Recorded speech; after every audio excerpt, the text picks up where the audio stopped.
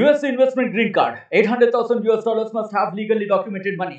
Exit period after 3 years. Shuda LP 6302946180. తరచూ రైళ్లలో దొంగతనాలు జరుగుతుంటాయి. అసలు ఆ దొంగతనాలు ఎలా చేస్తుంటారు, వాళ్ళు ఎప్పుడు పట్టుకుంటున్నారు, ఎక్కడెక్కడ దొంగతనాలు, ఏ ప్రాంతాల్లో దొంగతనాలకు పాల్పడుతున్నారు దొంగలు, ఆ దొంగతనాలు వాళ్ళు ఎలాంటి వెరైటీతో దొంగతనాలకు పాల్పడుతున్నారు అనే అంశానికి సంబంధించి రైల్వే పోలీస్ సాయిరెడ్డి ఉన్నారు. అన్నాడు సార్, చెప్పండి. ముఖ్యంగా రైల్లో ప్రయాణించే ప్రయాణికుల నుండి అతి ఎక్కువగా దొంగతనాలు జరుగుతున్నాయి. ఆ దొంగలు ఎక్కడ నుండి ఎక్కడికి వచ్చి మన ట్రైన్లో ప్రయాణిస్తుంటారు, అసలు ఆ దొంగతనం ఎలా జరుగుతున్నాయని మీ దృష్టికి వచ్చింది? మన నిజామాబాద్ రైల్వే స్టేషన్ ముఖ్యంగా బార్డర్ రైల్వే స్టేషన్ ఇది. మనకు దగ్గరలో మహారాష్ట్ర ఉంటుంది. ఆ మహారాష్ట్ర నుంచి రెగ్యులర్గా ఇక్కడ పని నిమిత్తం ఇక్కడికి రెగ్యులర్గా వస్తుంటారు, పని చేసుకొని మళ్ళీ వెళ్తుంటారు. చాలా ఒక 100 మెంబర్స్ డైలీ ఇట్లా వస్తుంటారు, మళ్ళీ ఇక్కడ పని ముగించుకొని అక్కడ వెళ్తూ ఉంటారు. అది ప్రయాణికులు ఏదైతే ఉంటారో వీళ్ళు వాళ్ళ యొక్క ఆభరణాలు వాళ్ళు కరెక్ట్గా చూసుకోకపోవడం వల్ల దాన్ని గమనించేసి వాళ్ళు స్నాచింగ్ చేయడము, బ్యాగులలో పెట్టుకున్న వస్తువులని దొంగిలించడము. అంటే ప్రయాణికులు నైట్ టైంలలో వాళ్ళు పడుకుంటున్నారు, ఆ బ్యాగులు పైన పెట్టేసి మళ్ళీ సీట్ కింద పెట్టేసి పడుకుంటున్నారు. దాన్ని అదునుగా తీసుకొని వాళ్ళు అదే పని మీద దొంగతనం చేసుకొని వెళ్ళిపోతున్నారు. అట్లాగే ఈ రైలు ఎప్పుడైతే ట్రైను రైల్వే స్టేషన్లో ఆగి మళ్ళీ స్లో మూమెంట్ స్టార్ట్ అవుతుందో అప్పుడు స్నాచింగ్స్ జరుగుతుంది. మెడలో ఉన్న ఆ బంగారు చైన్స్ లాగేస్తూ ఉంటారు. అట్లనే ఫోన్స్ కూడా డోర్ల దగ్గర ఉన్నప్పుడు, వాచ్ దగ్గర ఉన్నప్పుడు, వాష్ బేసిన్ దగ్గర ఉన్నప్పుడు ఆ ఫోన్లు లాక్కొని పోవడం జరుగుతుంటుంది. అందుకని మా తరఫున చెప్పేదంటే రైలు మూమెంట్ అయ్యేటప్పుడు మాత్రమే మీరు ఏదైనా వర్క్ ఉంటే అక్కడ లోపల చేసుకోవాలి. ఆగినప్పుడు స్లో మూమెంట్లో మాత్రం మీరు అక్కడ వాచ్ దగ్గరికి రావడము, వాష్రూమ్ దగ్గర రావడము, డోర్ దగ్గర నిల్చోవడము, డోర్ దగ్గర ఫోన్లు మాట్లాడడము, విండో దగ్గర కూడా ఫోన్లు మాట్లాడడము, అట్లాగే ఈ ఏవైతే రైలు కిటికీలు ఉంటాయో ఆ కిటికీల వద్ద కూడా ఈ లేడీస్ కూర్చొని అశ్రద్ధగా ఉంటారు. వాళ్ళ మెడలో ఉన్న బంగారు చైన్ని బయట నుంచి లాక్కొని వెళ్తుంటారు.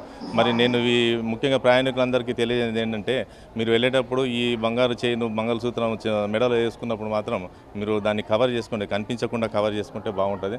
అట్లాగే మీ అమౌంట్ కూడా బ్యాగులలో పెట్టుకోకుండా మరి మీరు జాగ్రత్త పెట్టుకోండి. ఈ రోజులలో అన్నీ వస్తున్నాయి కాబట్టి ఫోన్పే, గూగుల్ పే అన్నీ ఉన్నాయి. మరి అవన్నీ ఉండగా కూడా మీరు ఎక్కువ అమౌంట్ని దాన్ని తీసుకొని వెళ్తున్నారు కాబట్టి నష్టం జరుగుతున్నది. మరి అక్కడక్కడ దొంగతనాలు జరుగుతున్నాయి. మేము వాళ్ళని పట్టుకొని వాళ్ళని డిమాండ్ కూడా చేస్తున్నాము. అయినా మరి ప్రయాణికులు జాగ్రత్తగా ఉండాలని అనుకుంటున్నాను. ముఖ్యంగా చెప్పండి, ఈ రైల్వే పోలీస్ స్టేషన్ పరిధి సుమారు 360 కిలోమీటర్ల పొడవు ఉంటుంది. 36 రైల్వే స్టేషన్లు ఉంటాయి.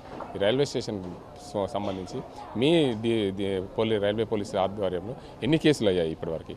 ఈ నెలలో ఎన్ని అయ్యాయి? గత 6 నెలల నుంచి చూసుకుంటే ఎన్ని కేసులు నమోదాయి? ఇక్కడ ఈ నెలలో మాత్రం మనకు జూన్ నెలలో మాత్రం మనకు దగ్గర ఒక 6 కేసులు నమోదైనాయి.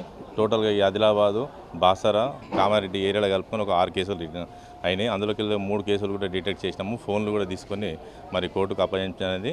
అయితే జనవరి నుంచి మాత్రం ఇప్పటివరకు అంటే దగ్గర 6 నెలలు కంప్లీట్ అయింది. అప్పటి నుంచి ఇప్పటివరకు ఒక 20 నుంచి 25 కేసులు కూడా నమోదైనాయి. అందులో కూడా కొన్ని రికవరీ కూడా చేసినాము. రికవరీ చేసి వాళ్ళకు యజమానులకు అప్పగించమనేది. ఇక మా తరపు నుంచి మేము కోరుకున్నది ఒకటే, జాగ్రత్త ఉంటేనే ట్రైన్లో ప్రయాణం చేయాలి. అది ముఖ్యంగా, ఎందుకంటే బాసర మన బార్డర్ లాస్ట్ మహారాష్ట్ర బార్డర్ కాబట్టి జాగ్రత్త ఉంటే బాగుంటుంది.